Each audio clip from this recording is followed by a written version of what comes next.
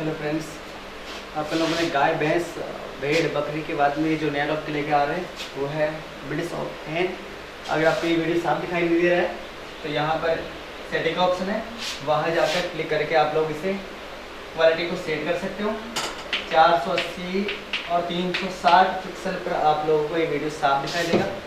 Video को like करें, share करें, सब्सक्राइब करें। चलो शुरू करते हैं। देखो, ब्रिटिश हैन मुर्गियों की नस्लें, यह टॉपिक का नाम देखो तो पोल्ट्री फार्मिंग, कुक्कुट प्रबंधन या कुक्कुट का पालन। आपको बता दूं कि मुर्गी पालन में मुर्गियों के अलावा अंडे देने वाले जो और भी पक्षी है, तीतर, बटेर, इनको भी पाला जाता है। टर्की, इनको भी पालते हैं साथ में। लेकिन अपने यहाँ सिलेबस में केवल मुर्गी आ रखी है, तो अपन लोग मुर्गी के बारे में पढ़ेंगे। तो सुनो, मुर्गी दो प्रकार की होती है। British have two types. एक तो होती है जंगली मुर्गी और एक होती है पालतू मुर्गी। मुर्गियाँ दो प्रकार की, एक जंगली और एक पालतू। जंगली का नाम होता है गेलस। जंगली का जूलॉजिकल नेम होता है गेलस, जबकि पालतू का होता है गेलस डोमेस्टिकस। इनके जो कुल का नाम है वो है फैसिएनिडाई। कुल का नाम फैसिएनिडाई। और क्रोमोसोम्स की बात करें तो 2n बराबर 78। इनमें गुणसूत्रक संख्या 78 पाई जाती है। मुर्गियाँ दो प्रकार की होती है, एक जंगली होती है, एक देसी होती है, पालतू होती है। जंगली को बोलता है गेलस और पालतू को बोलता है गेलस डोमेस्टिकस। अब आगे बात करें, भारत में सबसे ज़्यादा मुर्गी पालन करने वाला जो राज्य है वो है तमिलनाडु और 2 नंबर पे है आंध्र प्रदेश। 1 नंबर तो तमिलनाडु और 2 नंबर पे आंध्र प्रदेश। पूरे भारत में सबसे ज़्यादा जो मुर्गी पालन होता है वो तमिलनाडु में होता है और आंध्र प्रदेश में होता है। अगली बात करें राजस्थान की, अगर बात की जाए तो राजस्थान में सबसे ज़्यादा मुर्गी पालन और अंडों का उत्पादन करने वाला जो जिला है वो है अजमेर। राजस्थान में सबसे ज़्यादा मुर्गी पालन और अंडों का उत्पादन करने वाले जिले का नाम है अजमेर। ये क्यों है? क्योंकि राजस्थान में अजमेर में सबसे पहले राजकीय कुक्कुट प्रशिक्षण संस्थान की स्थापना की गई थी, इसलिए पूरे भारत में ये राजस्थान की बात की जाए तो राजस्थान में सबसे ज़्यादा अजमेर में है और भारत में तमिलनाडु और आंध्र प्रदेश। कभी आंध्र प्रदेश का 1 नंबर तो कभी तमिलनाडु का 1 नंबर। वर्तमान समय में तमिलनाडु का 1 नंबर। आगे देखिए, लिखा हुआ है CARI की फुल फॉर्म होती है सेंट्रल एवियन रिसर्च इंस्टीट्यूट। दोबारा सुन लो, CARI की full form central avian research institute, केंद्रीय पक्षी अनुसंधान संस्थान जो है इज्जतनगर बरेली, जो कहाँ पड़ता है? उत्तर प्रदेश में। ये दोबारा याद कर लो, पूछ जा सकता है CARI कहाँ स्थित है या केंद्रीय पक्षी अनुसंधान संस्थान कहाँ स्थित है। इसकी फुल फॉर्म होती है सेंट्रल एवियन पक्षी रिसर्च इंस्टीट्यूट, इज्जतनगर यूपी में है। राजस्थान में फट्टम राजकीय कुक्कुट प्रशिक्षण संस्थान कहाँ स्थापित किया गया? अभी मैंने आपको बता दिया था कहाँ पर है, अजमेर में। इसलिए अंडों का और मुर्गियों का पालन करने में, अंडों का उत्पादन करने में अजमेर का पहला स्थान है।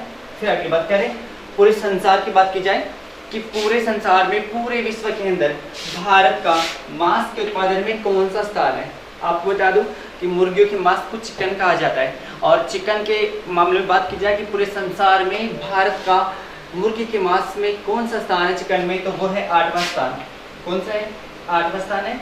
जबकि विश्व में भारत का अंडों के उत्पादन में बात की जाए कि पूरे संसार में अगर अंडों का उत्पादन देखा जाए तो भारत का इसमें कौन सा स्थान आता है, तो वो आता है 4था स्थान। दोबारा सुन ले, विश्व में मांस के उत्पादन में भारत का 8वां स्थान है, जबकि अंडों के उत्पादन में भारत का 4था स्थान है।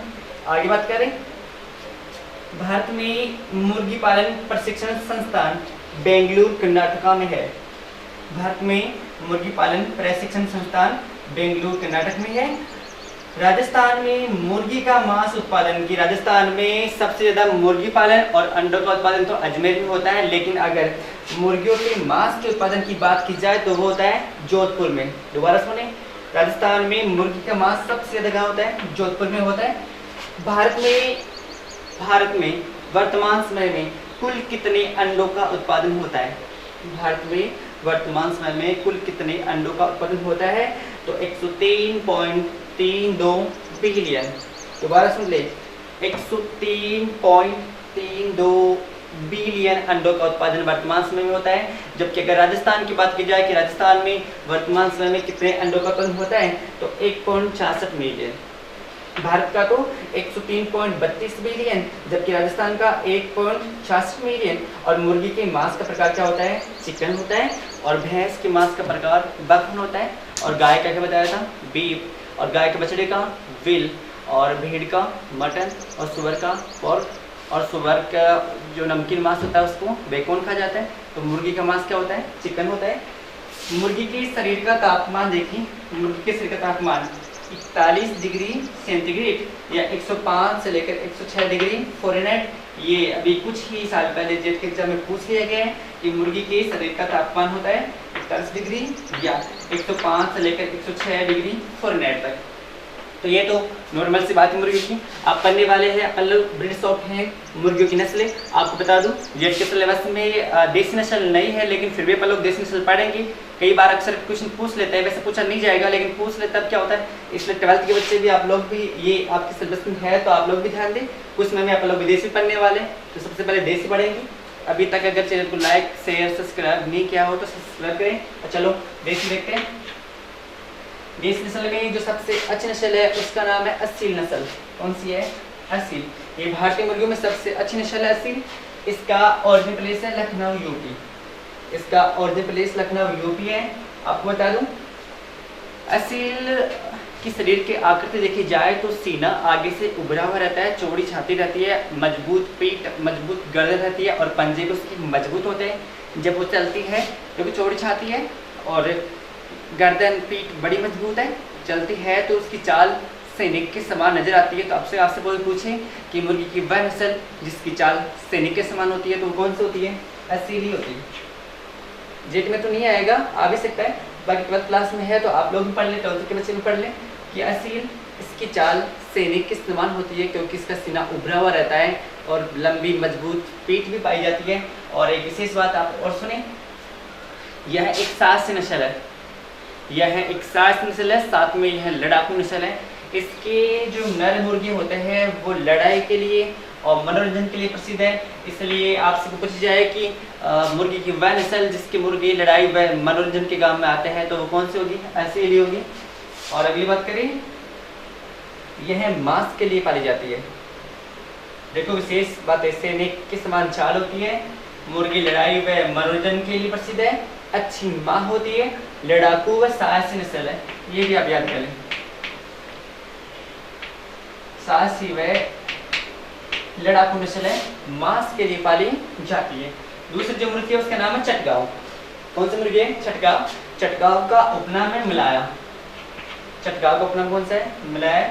इसका ओरिजिन प्लेस है पश्चिमी बंगाल। ये भूरे पीले रंग की नस्ल है जो मांस के लिए पाली जाती है। इसका रंग भूरा और पीला होता है। आपको बता दूं इस नस्ल के पैर भी लंबे होते हैं, इस नस्ल की गर्दन भी लंबी होती है, इस नस्ल की चोंच भी लंबी होती है। इसके जो पंख होते हैं ना वो पंख कंधे के पास से लगे हुए रहते हैं, इसलिए काफी ऊंची लंबी चौड़ी नस्ल है। लेकिन असील की जितनी साहसी तो नहीं होती। हाँ ये भी लड़ाकू नस्ल है लेकिन इतनी नहीं है। सबसे ज्यादा लड़ाकू नस्ल असील ही होती है। भूरे पीले रंग की है जो मांस के लिए पालते हैं, अंडों का उत्पादन कम ही होता है। आपको मैं बता दूं कि देसी जो मुर्गियां होती है ना उनके अंडों का उत्पादन बहुत कम होता है, उनके बजाय विदेशी जो मुर्गियां है ना उनका अंडों का उत्पादन प्रतिशत देखिए बहुत ज्यादा होता है। जैसे आप सुनना, अपनी देसी नस्ल की बात की जाए ना, देसी नस्ल, तो देसी नस्ल का अगर प्रति वर्ष अगर अंडों का उत्पादन देखा जाए देसी नस्ल का तो वो है 60 अंडे प्रति वर्ष, केवल 60 अंडे प्रति वर्ष। जबकि अगर विदेशी नस्लों का देखा जाए ना तो वो है 240 अंडे प्रति वर्ष।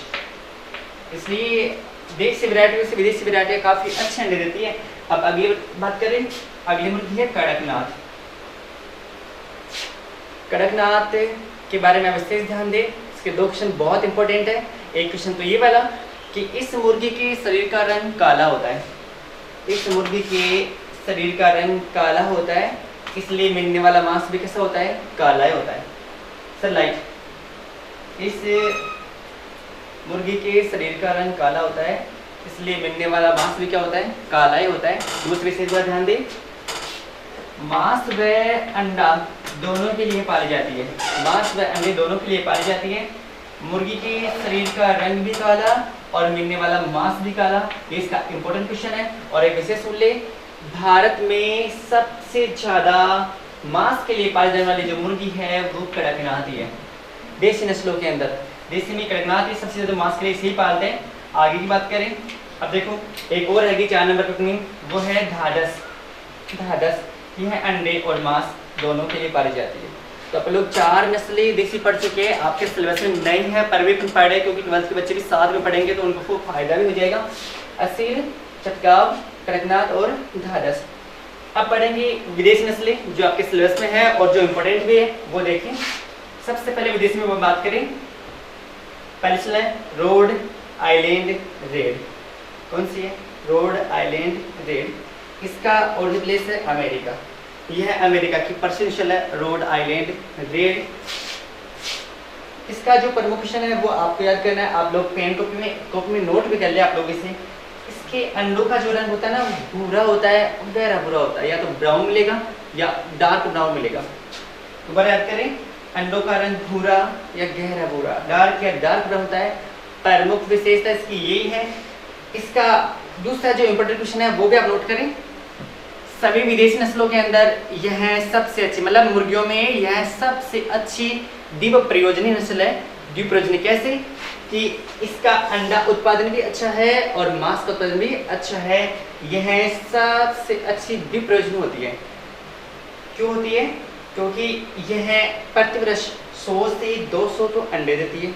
अच्छी है, 200 अंडे प्रतिवर्ष। साथ में इनकी नर का वजन 3.8 kg और मादा का वजन 3 kg होता है।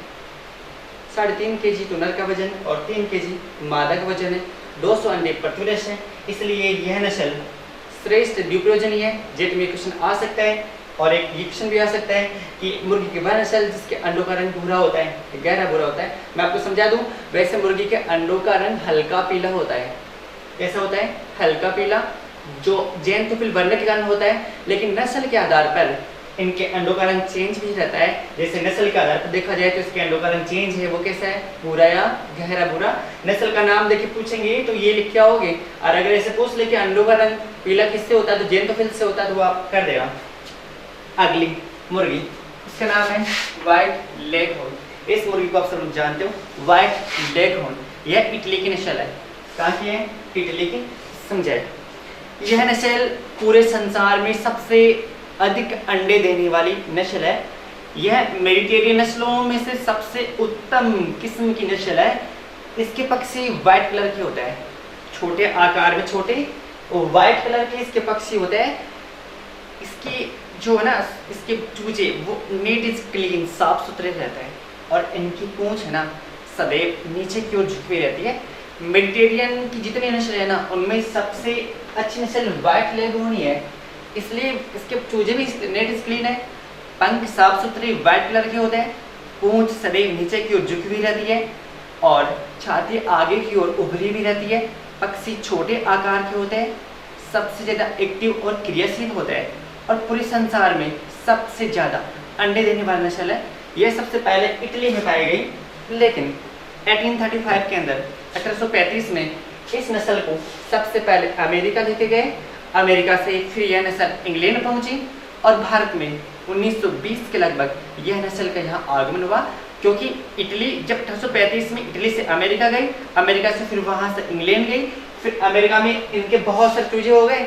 फिर 1920 के अंदर भारत ने 30,000 चूजे भारत ने इसके 30,000 चूजे मंगवाए अमेरिका से। इसलिए आज यह नस्ल पूरे संसार में पाई जाती है। यह नस्ल एक वर्ष में, इस नस्ल की सामान्य जो किस्म है वो एक वर्ष में 240 अंडे देती है प्रति वर्ष। दोबारा सुन ले, यह नस्ल 240 अंडे प्रति वर्ष देती है। लेकिन आजकल वर्तमान समय में इस नस्ल के अच्छे प्रभेद बना लिए गए जो एक साल में, एक वर्ष में 300 से ज़्यादा अंडे भी दे सकते हैं प्रति वर्ष में। यह विश्व की अंडे देने में सर्वोत्तम सबसे नंबर 1 नस्ल है मुर्गियों में। और विशेष बात, 5 से 6 माह की उम्र में यह नस्ल 5 से 6 माह की उम्र में अंडे देना शुरू कर देती है। नेक्स्ट बात करें तो अगली है रेड कॉर्निश। Red Cornish. यह इंग्लैंड की नस्ल है। कहाँ की है? इंग्लैंड की है। इसका जो संकरण है ना वो असील या मलाया इनटू इंग्लिश लड़ाकू नस्ल से बनाया गया है। आपको बता दूं, असील और मलाया दोनों भारतीय नस्ल की मुर्गियां हैं। इनका संकरण जो इंग्लैंड की जो लड़ाकू नस्ल है उनके साथ करवाया गया है। तो बनने वाली जो मुर्गी है वो है रेड कॉर्निश। इसकी बात करें, इसकी त्वचा का रंग पीला होता है। त्वचा का रंग, ये इसका प्रमुख पॉइंट है, इसे आप नोट करें, फटाफट नोट करें। इसकी त्वचा का रंग पीला होता है और जो अचक्षण है कलंगी मटर के दाने के समान होती है। इसे आप याद कर लें, रेड कॉर्निश की कलंगी मटर के दाने के समान होती है, त्वचा का रंग पीला होता है। इंग्लैंड में सर्वाधिक यह मांस के लिए पाली जाती है। यह मांस के लिए उपयुक्त है, इसलिए इंग्लैंड में सबसे ज़्यादा यह मांस के लिए पाली जाती है। जो नेक्स्ट है उसका नाम है प्लाईमाउथ रोक। विदेशी नस्लों में इसका भी 4 नंबर पर स्थान है। इसका नाम है प्लाईमाउथ रोक। यह अमेरिका की नस्ल है। प्लाईमाउथ रोक देखो, पहले एक और आ गई अमेरिका की, रोड आइलैंड रेड, दूसरी आ चुकी है प्लाईमाउथ रोक। यह अमेरिकन नस्ल है। आपको बता दें, पूरे संसार में सर्वोत्तम प्रकार का मांस प्लाईमाउथ रोक से मिलता है। यह विश्व में सबसे अधिक मांस के लिए पाली जाने वाली मुर्गी नस्ल है। जबकि मैंने पहले आपको बताया था कि भारत के अंदर मांस के लिए पाली जाने मुर्गी कौन सी है? कड़कनाथ। मांस का रंग कैसा होता है? काला, और शरीर का रंग भी काला। जबकि संसार में सर्वोत्तम प्रकार का मांस किससे मिलता है? प्लाईमाउथ रोक से मिलता है। सबसे ज्यादा मांस के लिए इसका मांस स्वादिष्ट भी होता है। इसकी नर का वजन 4.3 किलोग्राम सबसे ज्यादा है, 4.3 किलोग्राम, और मादा का वजन 3.4 किलोग्राम। यह नस्ल भी अपनी नस्लों में सबसे उत्तम प्रकार की नस्ल है। इनमें सिंगल कॉम पाई जाती है, सिंगल कलंगी में पाई जाती है। दोबारा सुन ले, विश्व में सबसे अच्छे मांस के लिए ये मुर्गी पाली जाती है। अगली बात करें मीनार्का की। मीनार्का स्पेन की मुर्गी है। कहाँ की है? स्पेन की है। मीनार्का की जो प्रमुख विशेषता है वो ये है कि इसकी जो कलंगी होती है ना, कलंगी जानते हो, सिर के ऊपर, मुर्गियों में सिर के ऊपर की ओर एक कलंगी पाई जाती है, रेड कलर की, पिंक कलर की। तो वो कलंगी सीधी होती है, वह 6 नोक की पाई जाती है। दोबारा याद करें, मीनार्का में 6 नोक की सीधी कलंगी पाई जाती है। इसे अंडों के लिए पाला जाता है, इसे अंडों के लिए पाला जाता है। आप लोग इसका स्क्रीनशॉट ले लें। इसकी जस्ट बाद में देखो आपकी विदेशी आ चुकी है, देसी आ चुकी है, और कुछ थोड़ी सी बात मुर्गियों की आई और पढ़ाएंगे, मुर्गी और पढ़ाएंगे। जस्ट आप इसको सुन लें, उसके बाद में अपन लोग इनके रोग करने वाले हैं। आप इसको सब्सक्राइब करें, चैनल को लाइक करें और शेयर करें, स्क्रीनशॉट ले लें, फिर रोग पढ़ाएं। नस्ल के बाद मुर्गी के रोग देंगे। रोगों में सबसे पहले करने वाले हैं मुर्गियों का सबसे प्रमुख रोग जो है उसका नाम है रानीखेत। ये देखिए, रानीखेत को उपनाम जो है इसे लोग न्यूकैसल के नाम से जानते हैं। इसका उपनाम है न्यूकैसल। अभी तक भी अगर चैनल को सब्सक्राइब नहीं किया है, सब्सक्राइब करें, लाइक करें, शेयर करें, और अच्छा ना लगे तो डिसलाइक करें, और व्यूज़ को बढ़ाएं। आगे वीडियो जल्दी अपलोड कर दी जाएगी। तो देखिए, रानीखेत यह है मुर्गियों की सबसे घातक बीमारी है, जिसे न्यूकैसल के नाम से भी जाना जाता है। इसका प्रकोप अक्सर मुर्गियों में देखा जाता है, पूरी मुर्गियां मर जाती है। इस रोग में क्या होता है? इस रोग में मुर्गियों का श्वसन तंत्र, रेस्पिरेशन सिस्टम और नर्वस सिस्टम, तंत्रिका तंत्र प्रभावित हो जाता है। श्वसन तंत्र व तंत्रिका तंत्र प्रभावित हो जाता है। मतलब यह रोग एक तो वर्षा ऋतु में सबसे अधिक देखा जाता है, वर्षा ऋतु में सबसे ज़्यादा देखा जाता है। इसका जो रोग कारक है, जो इटियोलॉजी है, वो है वायरस। यह वायरस से होता है, और वायरस कौन सा? पैरामिक्सोवायरस टाइप 1। कौन सा है? पैरामिक्सोवायरस टाइप 1 से होता है। आपको बता दूं कि सूर्य से आने वाले अल्ट्रावायलेट किरणें, हानिकारक पराबैंगनी किरणों से यह वायरस नष्ट हो जाता है।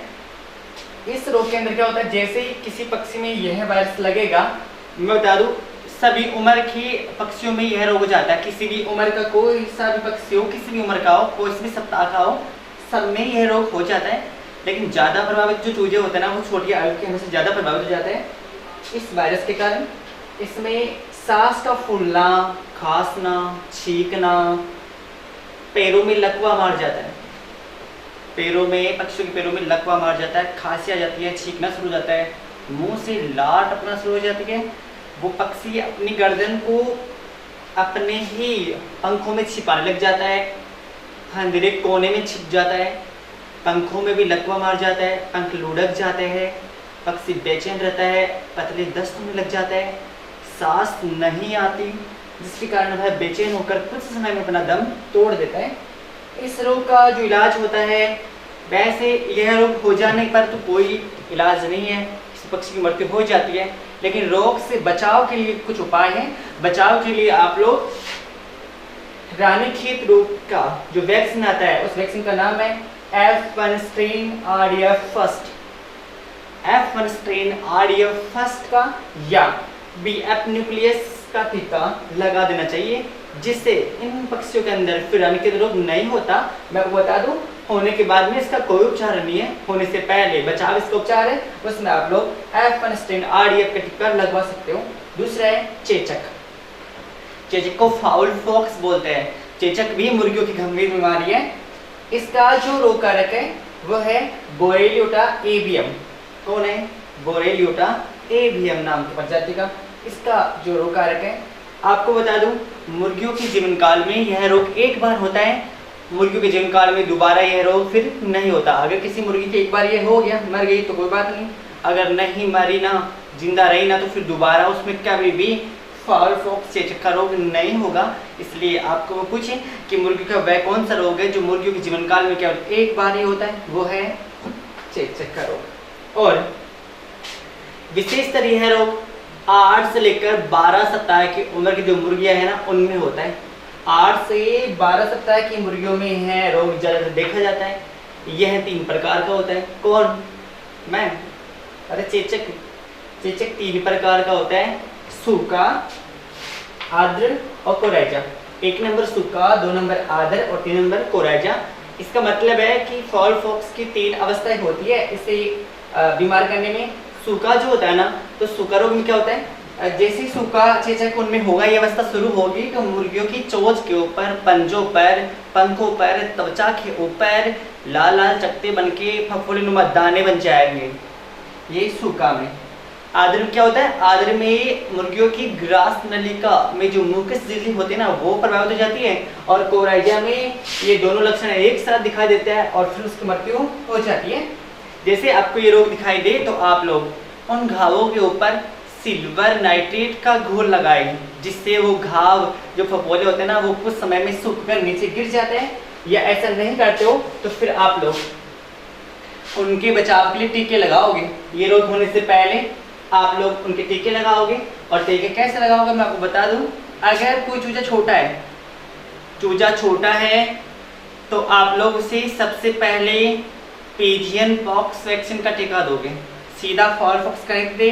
अब दोबारा सुन ले, एक तो छोटे आयु के चूजे और एक अंडे देने वाली मुर्गियां 2 प्रकार की होती है, एक लेयर्स और एक ब्राइडर्स।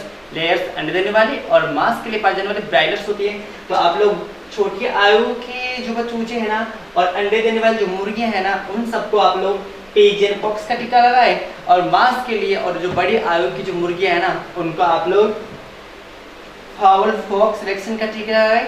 अगर कोई मुर्गी कमजोर है, हाँ आकार में और बड़ी है और ज़्यादा आयु की है, तो अगर वो कमजोर है तो कमजोर होने पर पहले उसे पिजियन पॉक्स का लगाए, उसके बाद में फाउल फॉक्स वैक्सीन का टीका लगाए। अगला है खूनी पेचिस। खूनी दस्त, कोक्सीडियोसिस रोग, ये सब इसी के नाम है। यह प्रोटोजोआ की प्रजाति से होने वाला रोग है। कोक्सीडियोसिस नामक प्रोटोजोआ की प्रजाति से यह रोग होता है। 3 से 12 माह की उम्र में यह रोग सबसे ज्यादा देखा जाता है। कई बार ब्रूडर आवास में जहाँ पर मुर्गी को रखा जाता है, वहाँ पर नमी अगर अधिक मात्रा में हो जाती है तब भी यह रोग हो जाता है। इस रोग में प्रोटोजोआ के कारण पतले खून के दस्त होते हैं और वो पक्षी कुछ समय में वो मर जाता है। प्रोटोजोआ से होने वाला है। इसके बचाव के लिए शल्फाड्रग्स की गोलियां देते हैं। किसके देते हैं? शल्फाड्रग्स की गोलियां। 2 और इम्पोर्टेंट रोग हैं जिसे मैं आपको बताता हूँ। देखो, सबसे पहला जो रोग है उसका नाम है ल्यूकोसिस बीमारी। कौन सी बीमारी है? ल्यूकोसिस बीमारी। एकमात्र ऐसी बीमारी, पूछ लेंगे जी, बताना पड़ेगा।